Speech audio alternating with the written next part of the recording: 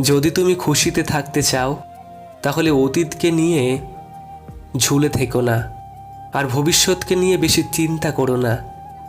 শুধু বর্তমানকে ভালোবাসো। যা চেয়েছি সেটা পাইনি, কিন্তু সেটাই পেয়েছি যেটা প্রয়োজন ছিল। আর এই কথাটা একদম ঠিক। ভগবান যা করেন মঙ্গলের জন্য করেন। চাকরি আর টাকা দেখে মেয়ের বিয়ে দেবেন না।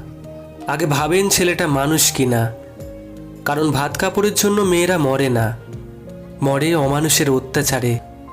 প্রত্যেকের জীবন আলাদা, প্রত্যেকের লড়াই আলাদা, প্রত্যেকের স্বভাব আলাদা। তাই সবার কাছে একই মানসিকতা আশা করাটাই ভুল। কারো কাছে কখনো নিজের কষ্টগুলো প্রকাশ করবেন না।